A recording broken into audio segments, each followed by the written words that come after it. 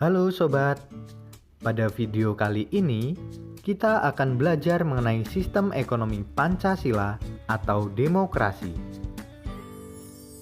Apa kalian sudah tahu Indonesia menggunakan sistem ekonomi apa? Nah, benar, Indonesia menggunakan sistem ekonomi Pancasila atau demokrasi.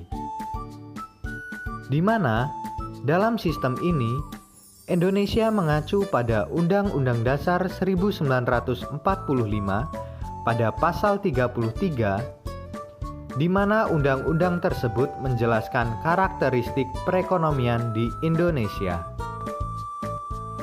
Isi dari Undang-Undang Dasar 1945 pasal 33, perekonomian disusun sebagai usaha bersama dengan berdasarkan asas kekeluargaan.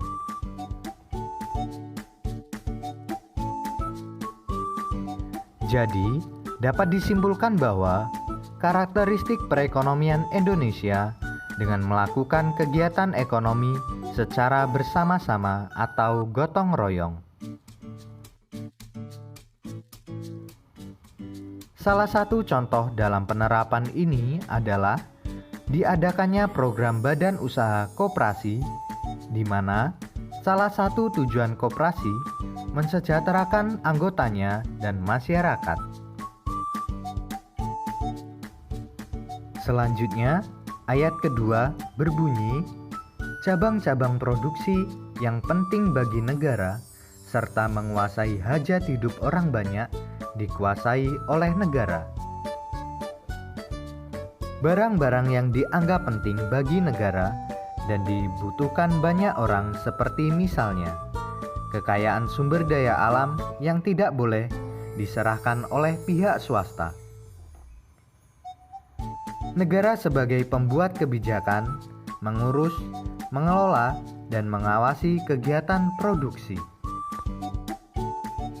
Ayat ketiga berbunyi, bumi, air, dan juga kekayaan alam yang terkandung di dalamnya dikuasai oleh negara dan juga dipergunakan sebesar-besarnya untuk kemakmuran rakyat.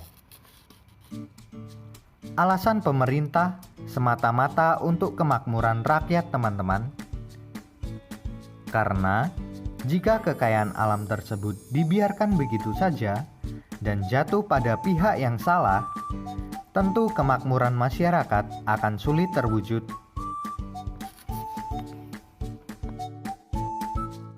Ayat yang terakhir, ayat keempat, perekonomian nasional diselenggarakan dengan berasaskan atas demokrasi ekonomi dengan prinsip kebersamaan, berkelanjutan, berwawasan lingkungan, kemandirian, efisiensi berkeadilan, serta juga menjaga keseimbangan, kemajuan, serta juga kesatuan ekonomi nasional.